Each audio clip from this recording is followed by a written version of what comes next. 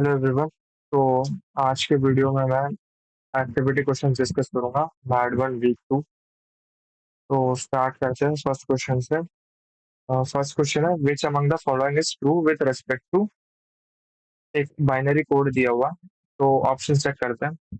First option है it is a sequence of bits, जो कि ट्रू है क्योंकि बिट्स का एक सीक्वेंस है जिसको हम बाइनरी बोलते हैं। तो बाइनरी जो पूरा कोड होता है वो एक बिट्स का सीक्वेंस होता है। तो first option is correct. Then we have second option में it can represent a decimal number 65। तो जैसे कि मैंने लास्ट वीडियो में बताया था कि हम कोई भी अल्फाबेट्स को डेसिमल में कन्वर्ट कर सकते हैं और डेसिमल को बाइनरी में। तो इस ऑप्शन के अकॉर्डिंग इसका डेसिमल नंबर 65 होना चाहिए। तो चेक करते हैं इस टेबल में। तो 65 जो डेसिमल नंबर है उसका बाइनरी कोड है इस फॉर्मेट में 01 देन 000001। तो चेक करते हैं कि सेम फॉर्मेट है कि नहीं। तो यह सेम फॉर्मेट है, तो the second option is also true. Then third है it can be represented upper case alphabet A. ये भी ट्रू होगा क्योंकि अगर इस सेकंड ऑप्शन करेक्ट है, ये डेसिमल नंबर 65 को रिप्रेजेंट करता है, तो ऑब्वियसली थर्ड ऑप्शन भी ट्रू होगा क्योंकि डेसिमल नंबर 65 क्या होता है, अपर केस अल्फाबेट ए। तो ऑल ऑफ द अबव होगा इसका true answer. Then second question है what is the ASCII decimal value of space characters. तो स्पेस कैरेक्टर्स का जैसे अल्फाबेट्स का तो लास्ट वीडियो में बता दिया था कि अपर केस और लोअर केस की क्या क्या होंगे डेसिमल वैल्यूज और उनके बाइनरी कन्वर्जन। बट जो ASCII डेसिमल वैल्यू है स्पेस कैरेक्टर का, तो वो जस्ट मेमोराइज करने वाला एक वैल्यू है, याद रखने वाला है, वो है 32। Then third option, third question पे चलते हैं। Which of the following is true about ASCII strings. First option है कि English, Arabic and Greek alphabets can be represented using ASCII string. तो ये फॉल्स है क्योंकि अरबिक और ग्रीक अल्फाबेट्स नहीं रिप्रेजेंट किया जाता ASCII स्ट्रिंग से। Then second option lower case, upper case and digits and symbols such as punctuation marks can be represented using ASCII strings। यह है सेकंड ऑप्शन। देन थर्ड है only uppercase letters and symbols such as punctuation mark can be represented using ASCII string। So the correct option would be option B, because lower case के alphabets भी represent कर सकते हैं, upper case के और digits भी कर सकते हैं, देन सिंबल्स भी रिप्रेजेंट कर सकते हैं। तो थर्ड ऑप्शन फॉल्स है क्योंकि थर्ड ऑप्शन बताया जा रहा है कि सिर्फ ओनली अल्फाबेट्स ही रिप्रेजेंट कर सकते हैं ASCII स्ट्रिंग से। तो the second option would be correct. Then which of the following standard uses 8-bit, 16-bit or 32-bit encoding? So, so इसका ऑप्शन होगा D, Unicode. Because Unicode 3 bits encoding use करता है, UTF-8, UTF-16 and UTF-32। But जो ASCII होता है, ASCII सिर्फ 7 bit का use करता है इनकोडिंग। स्टैंडर्ड स्टैंडर्ड 7 बिट्स का होता है, लेकिन कभी कभी वो एक्सटेंड करके 8 बिट भी यूज करता है। तो अगर ऑप्शन में सिर्फ पूछा जाता है कि विच of the following uses 8 bit encoding, सिर्फ 8 बिट, तो हम कह सकते थे कि हाँ बोथ ASCII एंड यूनिकोड, क्योंकि जो ASCII है वो जनरली तो 7 बिट सपोर्ट करता है, बट एक्सटेंड करके हम 8 बिट इनकोडिंग भी कर सकते हैं। अगर सिर्फ 8 बिट का क्वेश्चन होता then we can choose both ASCII and Unicode, but यहाँ पे 16 और 32 भी ऐड किया। तो 16 और 32 यूज किया जाता है यूनिकोड में, क्योंकि UTF-8, UTF-16 एंड UTF-32 ये तीनों प्रेजेंट होते हैं यूनिकोड में। तो फोर्थ का होगा C. Then fifth question, which of the following options are correct. Markup is a way of using cues and codes in a regular flow of text that indicates how the text should be displayed। तो ये true है क्योंकि HTML जो कि markup language है, hypertext markup language है वो HTML। तो मार्कअप क्या करता है, is a way of codes in a regular flow of text that indicates how the text, क्योंकि एचटीएमएल में भी हम यही कोड करते हैं कि कैसा हमारा टेक्स्ट विजिबल होना चाहिए। तो first one is true. Then second option है markup is always computer readable, and third option है markup is not necessary computer readable. तो इसका यही होगा कि करेक्ट ऑप्शन होगा कि markup is not necessary computer readable, क्योंकि मार्क जरूरी नहीं कि जो सारे मार्कअप है वो कंप्यूटर रीडेबल हो। जैसे कुछ हैंड रिटन नोटेशंस भी हो सकते हैं और प्रिंटेड मार्कअप भी हो सकता है। तो option three would be correct. Then HTML is a markup language, ये तो ट्रू है। Then moving on to sixth question. In ASCII ये जो कोड है binary is encoded of a, and ये कोड गिवन है बी का, and then third code given as C का, then what is the encoding of F? तो F के लिए वही टेबल में चेक करते हैं।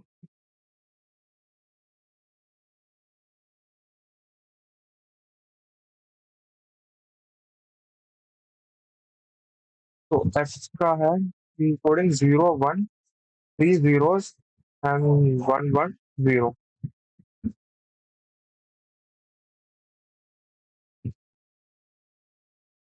So yeah, this option, last option. Okay. Now, seventh question: how many characters can be encoded using ASCII if it uses 8 bits to represent each character? तो इसका direct answer है 2 to the power 8, क्योंकि question में given है if it uses 8 bit to represent each character. तो encoding हमेशा use होता है 2 to the power, जितने भी बिट्स वो रेस्पेक्टिव कैरेक्टर वो इनकोड कर सकता है, तो यहाँ पे वो 8 बिट्स इनकोड कर सकता है। तो 2 to the power 8, तो हमेशा 2 के पावर में ऐसे क्वेश्चन को सॉल्व करना होता है। तो अगर ये कोई और वे ऑफ इनकोडिंग होता है जिसमें कोई और बिट्स यूज होते हैं, तो उसको भी हम बस 2 की पावर में रिप्रेजेंट करते हैं। तो ये था 2.1 एक्टिविटी। एक्टिविटी 2.2।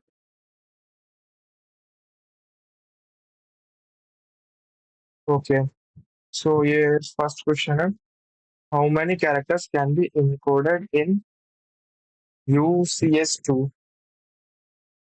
ओके, तो UCS2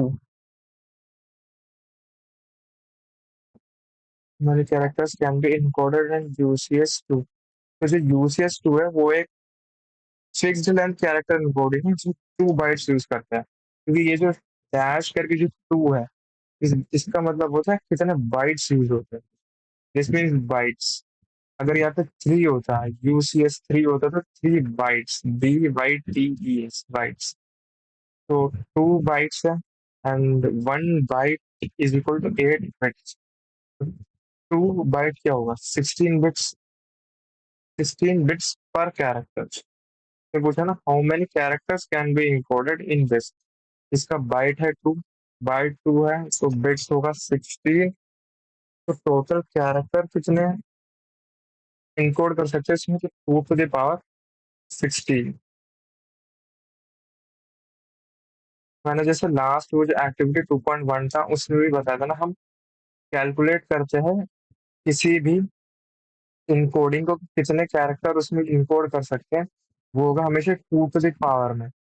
2 to the power उसमें होगा 2 to the power bits, power में होगा बिट्स। इधर यूसीएस 2 था, टू यूसीएस 2 मतलब 2 byte. 2 byte means 16 bits. So हमेशा यही है कि इनकोडिंग का ये रूल ध्यान रखना है कि 2 to the power number of bits, bits तो बिट्स 16 है, 2 to the power 16। तो option third.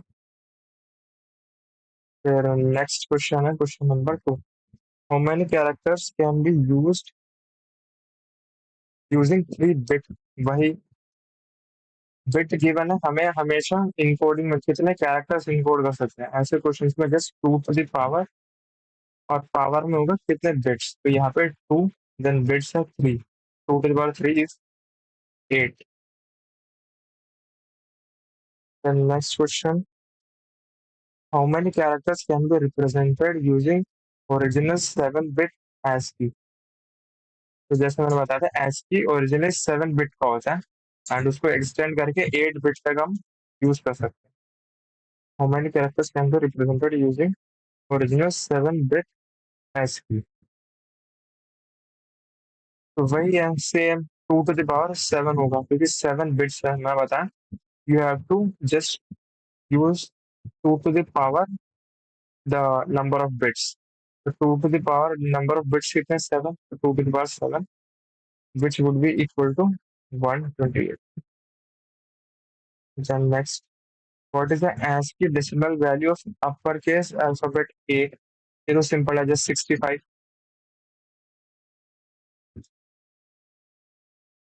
Then next, suppose a document has 1,000 characters.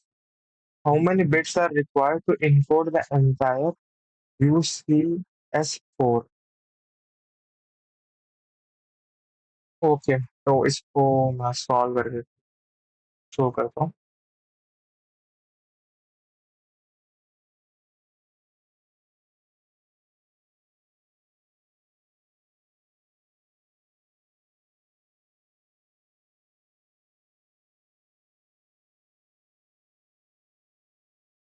Okay question में क्या था हमारे पास. Suppose a document has 1,000 characters. How many bits are required to encode the entire document in UCS4? तो use UCS4 जो है मैंने बताया, ये 4 का मतलब क्या होता है, बाइट्स. बाइट्स होता है. ये जो स्लैश डाल के 4 है इसका मतलब होता है बाइट्स.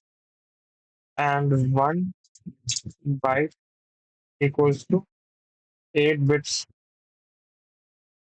तो यहाँ पे UCS4 है तो 4 बाइट्स होंगे यहाँ पे. 4 bytes. 4 bytes would be equal to 8 into 4, which would be equal to 32 bits. So इस encoding formatting होगा 32 bits and we are given 1,000 characters. 1,000 characters को encode करना. तो उसका यही है फॉर्मूला, यही है कि इसे क्वेश्चन होता है how many bits are required to encode. तो just total number of characters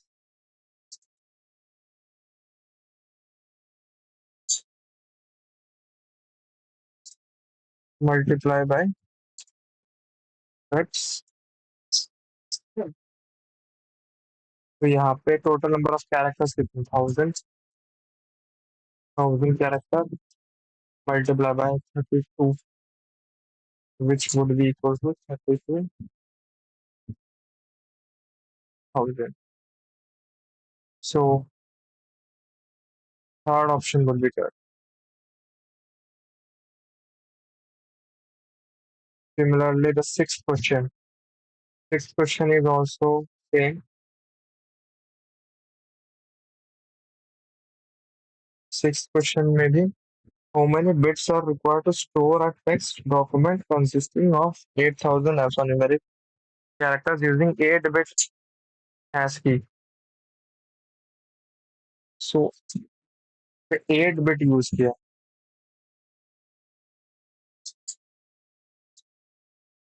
इसको हमें कन्वर्ट करने की जरूरत नहीं है क्योंकि ऑलरेडी ये बिट्स में है.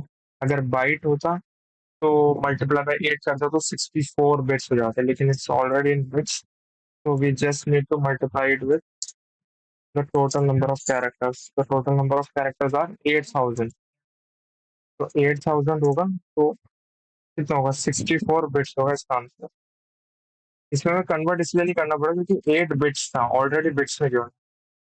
इस क्वेश्चन में जो प्रीवियस क्वेश्चन था उसमें बाइट्स में गिवन था तो उसको बिट्स में कन्वर्ट किया. But here we just need to multiply the bits with the number of characters present. So it would be 64 bits. Next, let's move on to activity 2.3.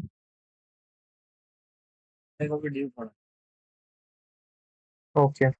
First question is dash is a way of using cues and codes in a regular flow of text to indicate how text should be displayed which of the following is the correct. So अभी just last activity में बता दें कि ये markup होता है कि जैसे कोड्स और टेक्स्ट को कैसे इंडिकेट करें so that we can display the text.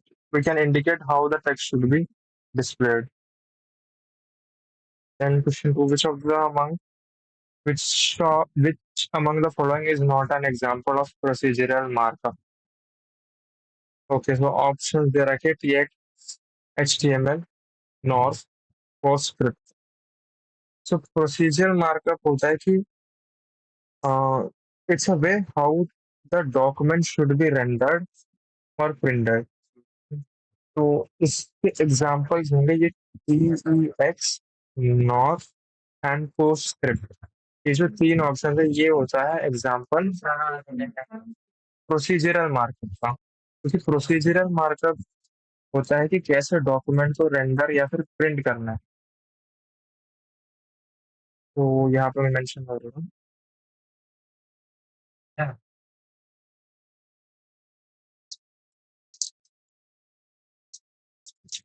Markup means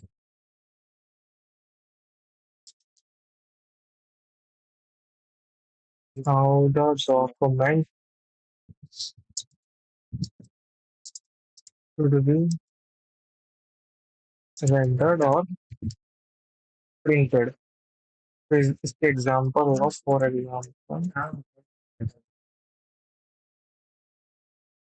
example होगा इसका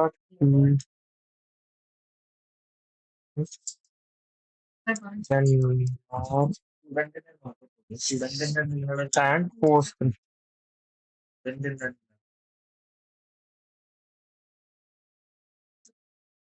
then तो इसका करेक्ट जो ऑप्शन होगा वो होगा HTML, क्योंकि HTML डिस्क्रिप्टिव मार्कअप लैंग्वेज है, whereas जो बाकी तीन ऑप्शन है वो प्रोसीजरल मार्कअप लैंग्वेज है। तो descriptive markup language focuses on how to define the structure and semantics of the content.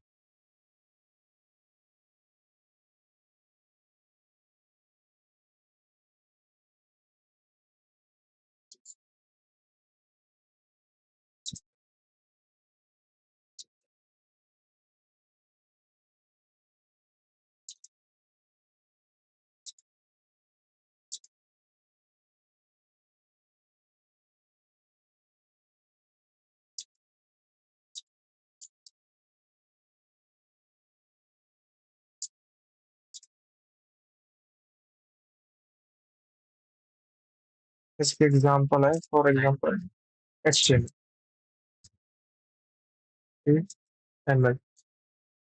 Okay, तो इसका ट्रू करेक्ट ऑप्शन होगा HTML। Then next question is the type of markup that takes into consideration the meaning of text rather than how it should be displayed। ये होगा ना the type of the markup that takes into consideration the meaning of text rather than how it is displayed is known as your descriptive markup। Okay, so next question है question number 4। What does WYSI WYG stand for? तो इसका full form है what you see is what you get. तो option number 4, तो इसका ये explanation होगा कि जैसे कि ये एक सॉफ्टवेयर होते हैं कि जैसे कि हम उसको एडिटिंग में, जैसे फॉर एग्जांपल माइक्रोसॉफ्ट वर्ड है, माइक्रोसॉफ्ट वर्ड में हम जो भी टाइप करते हैं या फिर एडिट करते हैं, तो जो हम हमें विजिबल है वही आउटपुट में भी, जो सेम चीज आउटपुट में भी विजिबल होगा जो कि हम इनपुट दे रहे होंगे।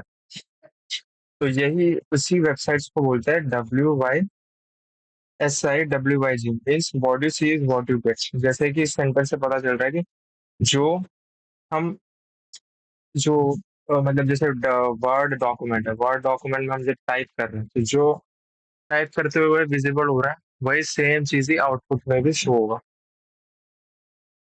Then question number 5। For an information interchange between two machines to be meaningful, it is not only important to have a correct interpretation of the information, but also the right dash of the information provided. So the correct answer would be context, क्योंकि context का होना बहुत जरूरी है जब भी information जब interchange होता है तो मशीन्स के बीच में. So they should have proper context so that correct interpret कर पाए इंफॉर्मेशन को. तो फॉन्ट होगा ही, then figure is also not possible, title is not also possible. The correct option would be D, context. Then question 6. What type of markup does into details of how to display the text? Just as I told you earlier, procedural markup language ही वो decide करता है कि कैसे उस document को render या फिर प्रिंटेड करना चाहिए. सो हाँ, what type of markup goes into the details of how to display the text? So it would be procedural. Then question number 6. What type of markup focus on the meaning rather than the presentation of the text? Then it would be descriptive, क्योंकि यही focus करता है कैसे meaning. HTML is also on descriptive markup. तो HTML भी यही focus करता है on the meaning of the text rather than the presentation of the text. Presentation part आता था procedural कि how the output should be displayed, how the output should be rendered. That comes under procedural. But कि कैसे उसमें focus on the meaning है, उसमें कैसे focus करना, that is a part of descriptive. Next activity 2.4.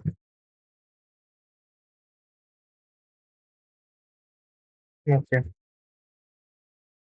Which of the following tags is used to give a bulleted list?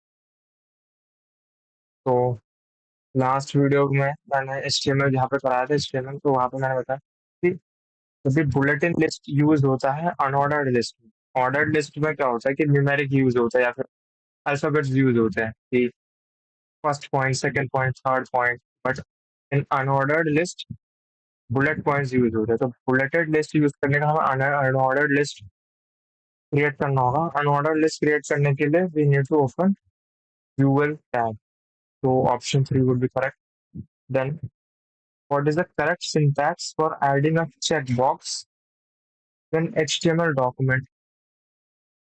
तो the correct syntax है वो यही है, input type is equal to checkbox. अगर यहाँ पे पूछा जाता कि what is the correct syntax for adding a password in an HTML document, then it would be input type equals to password. तो input type में हमें define करना है कि क्या हमें लाना है, checkbox लाना है या फिर पासवर्ड या फिर एनीथिंग या फिर DOB या फिर डेट एंड टाइम, एनीथिंग हम इसी में डिफाइन करते हैं input type. For example password के केस में हमें टेक्स्ट इनपुट होता है, वो टेक्स्ट के फॉर्म में, तो हम डिफाइन करेंगे input type is equal to text. And इस अगर कोई DOB होता तो हम करते input type equals to year. But here यहाँ पे क्वेश्चन में चेक बॉक्स चाहिए, तो input type equals to check box. Option number 1. Then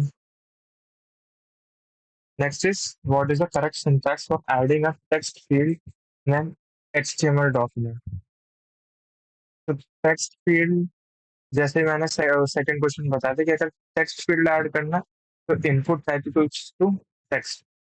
text field का मतलब यही होता है कि जैसे फॉर्म्स होते हैं HTML में, तो कुछ फॉर्म्स टेक्स्ट मांगता है, जैसे यूजर नेम का हमेशा इनपुट टेक्स्ट के फॉर्मेट में होगा. देन नेम नेम का भी हमेशा टेक्स्ट के फॉर्मेट में होगा. तो ऐसा एक टेक्स्ट फील्ड क्रिएट करने के लिए हमेशा यूज करेंगे input type equals to text. अगर नंबर पूछा जाता, adding a number field, then it would have been input type equals to number. Then which of the following symbols is used to represent the closing of a tag in HTML? ये slash, ये तो basic है काफी.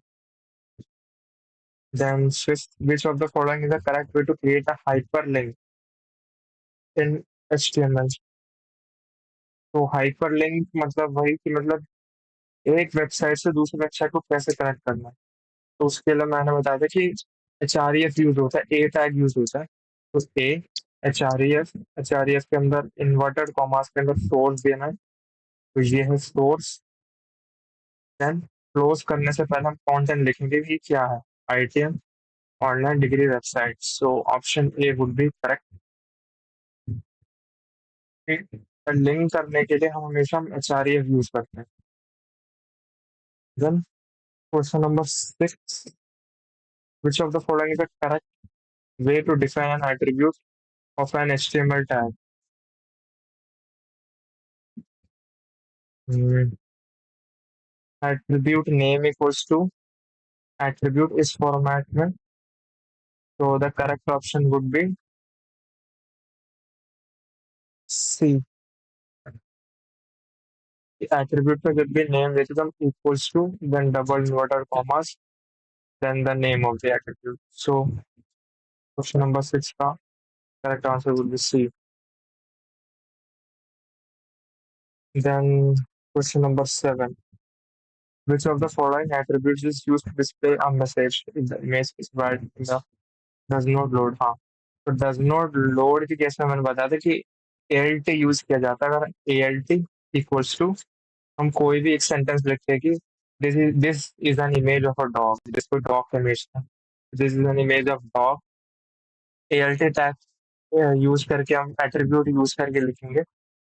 तो अगर वो जो image है वो लोड नहीं होता तो एक टेक्स्ट अपीयर होगा कि यूजर्स को दिखाने के लिए कि यहाँ पे एक इमेज थी डॉग। तो A L T. Then question number 8, which of the following is used to create a horizontal line on a web page? Horizontal line create करने के लिए एच आर टैग यूज होता है। वो यूज होता है कि ब्रेक करने के लिए, अगर दो पैराग्राफ के बीच में कोई ब्रेक लाना, कोई लाइन ऐड करना, then we use H R tag.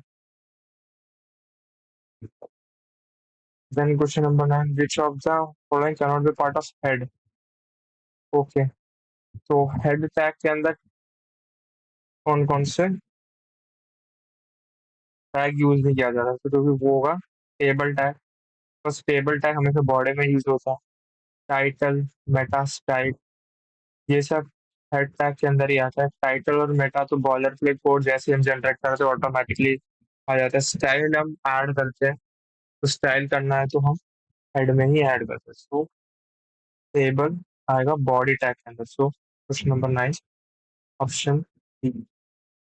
The attribute controls in audio tag can be use to. Audio tag होता है, उससे हम ऑल ऑफ द अबव होगा इसका आंसर, क्योंकि हम उसे प्ले ऑडियो कर सकते हैं, पॉज ऑडियो कर सकते हैं and control the volume. All three functions can be perform using controls attribute in audio tag. So option number 4, all of them.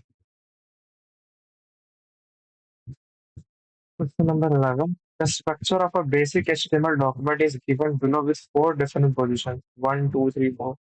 Mark in the figure. Okay. Consider the following elements. Okay, meta name, viewpoint, ठीक है, title दे रखा, then p tag भी दे रखा. This is my first paragraph. Which among the following represents the appropriate positioning of the above elements? Okay. तो Meta तो आएगा अपने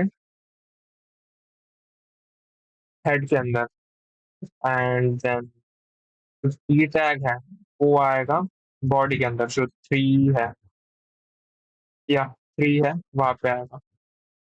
and जो ए है मेटा वो आएगा वन की पोजीशन में। एंड देन जो टाइटल है वो आएगा before closing the head tag. Title हमेशा आता है before closing the head tag. तो बी आएगा सेकंड पोजीशन पे। And Meta name view port ये जस्ट आएगा मेटा कैरेक्टर सेट के नीचे भी। कैर सेट का मतलब होता है कैरेक्टर सेट। तो ए का होगा वन, बी का two and C at three. One इस option, B option. Next, which of the following is the correct way to next का paragraph tag inside a div टैग। तो नेस्टेड टैग्स का concept भी मैंने लास्ट में समझाया था कि कैसे दो टैग्स अगर एक ही साथ यूज करें तो हम उसको नेस्टेड टैग्स बोलते हैं। तो div the following is correct way to nest a key tag inside बोला है div का, तो बाहर आएगा div। So this would be the correct option, क्योंकि यहाँ पे की टैग बाहर आ रहा है, ये रॉन्ग। यहाँ पे div तो बाहर आ रहा है बट क्लोज करते वक्त div पहले क्लोज हो रहा है, जो कि इनकरेक्ट है। देन हियर यहाँ पे div ओपन हो गया क्लोज हो गया, एंड पैराग्राफ भी ओपन हो गया क्लोज हो गया, एम्प्टी है, दोनों टैग्स एम्प्टी है एंड कंटेंट बीच में, तो ये भी रॉन्ग, तो B option. Then which of the following statements regarding a div and a span is correct?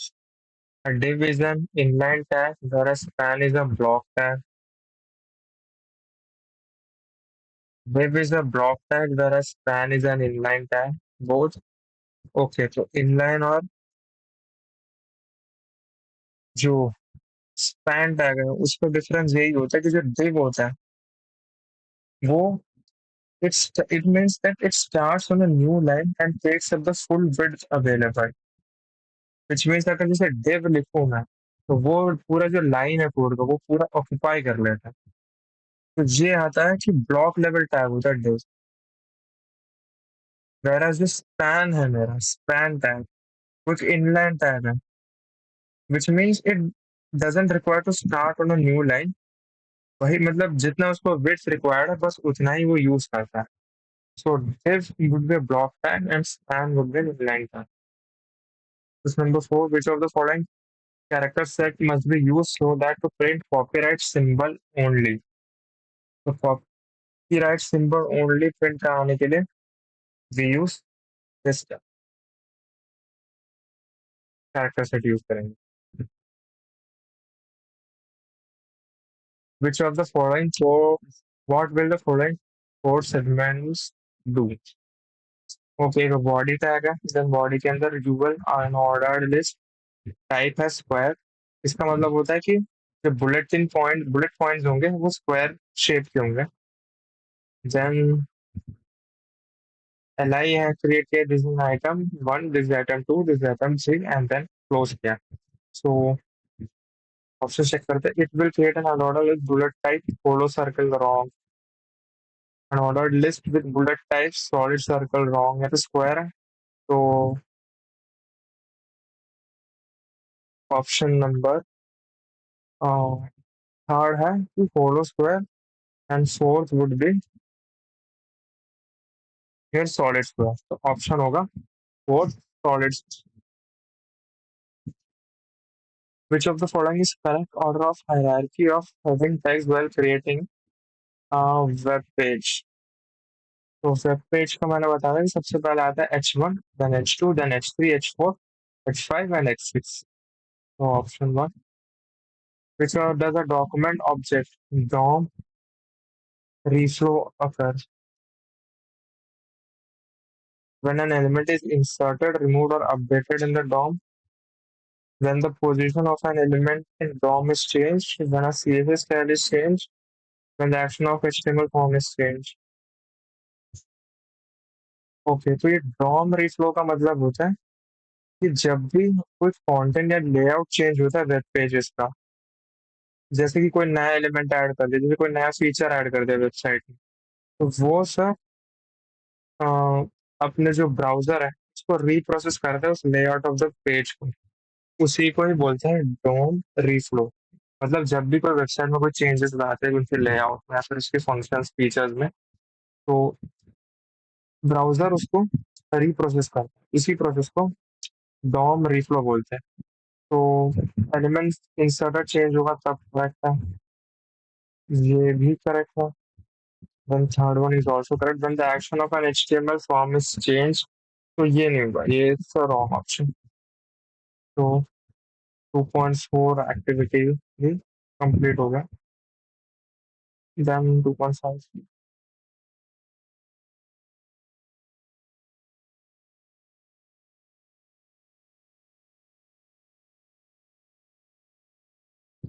Consider the following course style, then style के अंदर हमें मार्जिन 10 पे border radius 10 PX. Okay. What styling will be done in the above CSS in an HTML document? Margin and border radius of 10 pixels will be added to all block tags. A margin, the inline tags, a margin and border radius of 10 pixels will be applied to all tags having class this. And ये जो star marker है, star का मतलब होता है every, मतलब जिस सब में वो ऐड कर दो. जो अगर पूरे एचटीएमएल फाइल में को चेंज करना है तब हम यूज करते हैं स्टार मार्कर को. तो ऑप्शन होगा 4. Then the correct syntax to give equal margin from left and right to block element along the X axis.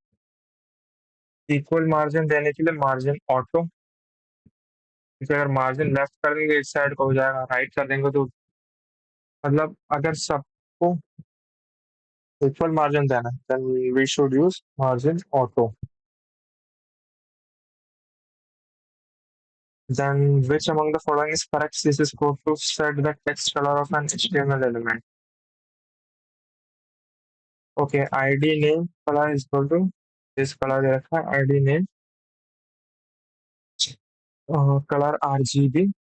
Then okay, तो सारे ही सही है और आर ट्रू, क्योंकि ये कलर का नाम डायरेक्ट दे दिया. देन यहाँ पे RGB कोड्स यूज किया है कलर के लिए. देन यहाँ पे हेक्स कोड यूज किया. कलर के लिए हम या तो डायरेक्ट नेम यूज कर सकते हैं या तो आरजीबी कोड यूज कर सकते हैं या फिर hex code. So all options are. Simple which among the following is used to comment piece or the entire CS code? Entire CS code को कमेंट करने के लिए यही स्लैश स्टार, देन फिनिश करने से पहले star slash.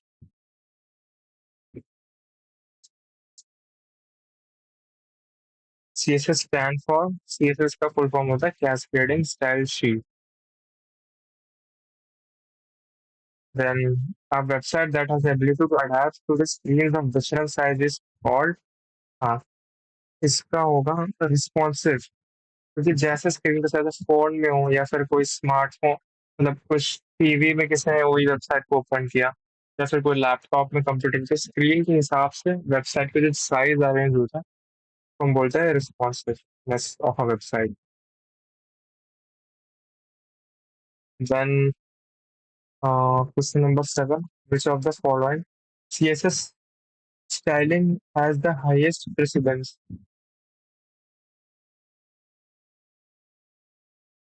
Okay.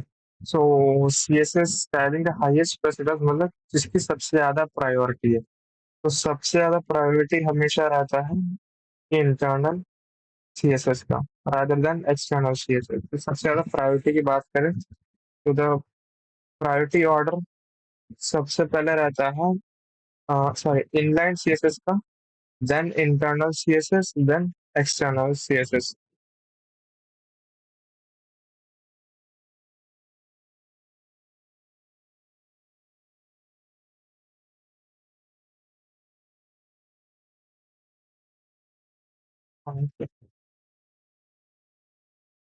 Which of the following is a CSS shorthand property?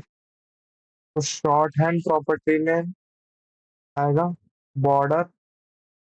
Short hand properties होता है कि मतलब एक ऐसे शॉर्ट हैंड प्रॉपर्टी का इन CSS में यही मतलब होता है कि वो मल्टीपल प्रॉपर्टीज को एक ही डिक्लेरेशन में अलाउ करता है. मतलब कि जैसे बॉर्डर को हम बॉर्डर विड्थ यूज कर सकते हैं, बॉर्डर स्टाइल यूज कर सकते हैं, बॉर्डर कलर यूज कर सकते हैं, बहुत सारे यूज कर सकते हैं. बट यहाँ पे जो फर्स्ट ऑप्शन है उसको ऑलरेडी डिफाइन कर दिया फॉन्ट स्टाइल. बट अगर सिर्फ यहाँ पे फॉन्ट होगा तब भी ये शॉर्ट हैंड प्रॉपर्टी होता, क्योंकि फॉन्ट को font style, font colour, font spacing ऐसे यूज कर सकते हैं. अगर यहाँ पे सिर्फ वर्ड होता तो भी ये ऑप्शन ट्रू होता कि वर्ड स्पेस हो सकता है, वर्ड स्टाइल हो सकता है, वर्ड साइज हो सकता है, बट यहाँ पे वर्ड स्पेसिंग पर्टिकुलरली डिफाइन कर दे कि वर्ड स्पेसिंग हो। एंड कलर में तो और कुछ ऑप्शन आता ही नहीं। तो शॉर्ट हैंड प्रॉपर्टी में border. Next is consider the code below. Border has 5px solid blue, which among the following is true with respect to above code.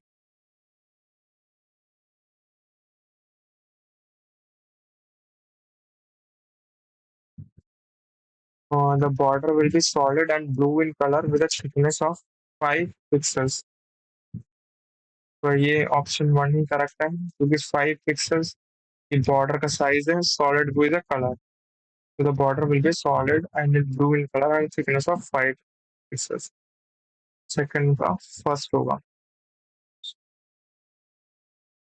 which is the correct order of border shorthand property border का shorthand property correct order होगा border width then border style then border colour जैसे ये रहा just ऊपर के option में सबसे पहले क्या डिफाइन किया हमने बॉर्डर की विड्थ जो कि 5px देन क्या डिफाइन किया सॉलिड कैसे चाहिए प्रॉपर्टी उस स्टाइल में आता है कैसा स्टाइल चाहिए सॉलिड चाहिए देन लास्ट है बॉर्डर कलर कलर डिफाइन किया तो ये होगा इसका करेक्ट ऑप्शन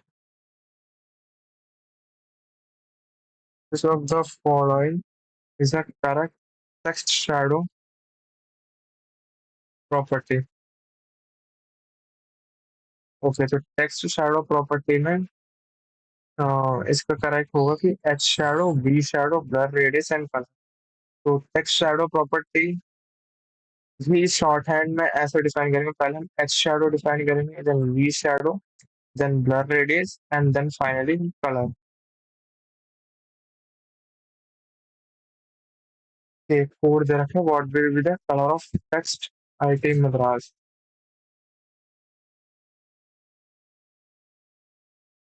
ओके कोड है हमारे पास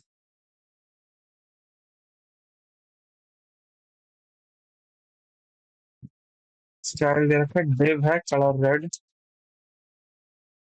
और आईआईटीएम का कलर है ग्रीन यहाँ पे जो आईडी क्लास दे रखा है उसके कलर होगा ग्रीन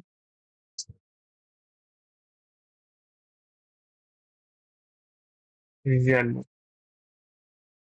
ओके तो इसका कलर होगा येलो क्योंकि डिव जब हम क्लास मतलब जब डिव टैग क्रिएट कर रहे थे उसी के साथ ही हमने स्टाइल डिफाइन कर दिया कि इसका कलर होने वाला है येलो तो इसकी सबसे ज्यादा प्रायोरिटी होती है कि जो टैग के अंदर जो स्टाइलिंग करा है उसके बाद होगा कि हमने अलग से जो टैग ओपन करके स्टाइलिंग किया होगा तो नंबर वन प्रायोरिटी रहता है इसका तो then it would be yellow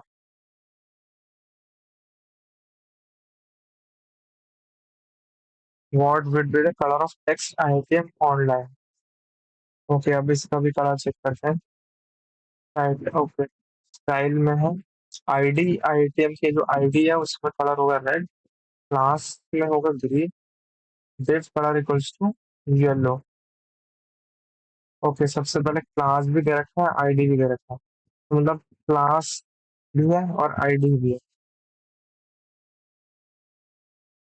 दोनों का ही कलर दे रखा है और हमें ऑप्शन में पूछा गया कि what colour text ITM online if the above heading is use तो इसका होगा ऑप्शन रेड क्योंकि जो टेक्स्ट है आईटीएम ऑनलाइन वो रैप किया गया है एक बी टैग के अंदर which has an inline styling जिसकी इनलाइन स्टाइलिंग क्या है कलर रेड है एंड द स्टाइलिंग इसकी सबसे ज्यादा क्या बोलते हैं प्रायोरिटी ऑर्डर होगा इसका सबसे ज्यादा प्रायोरिटी होगा क्योंकि इनलाइन स्टाइल्स होते हैं उसका होता है सबसे ज्यादा प्रायोरिटी रादर देन जो बाद में स्टाइलिंग यूज किया जाता है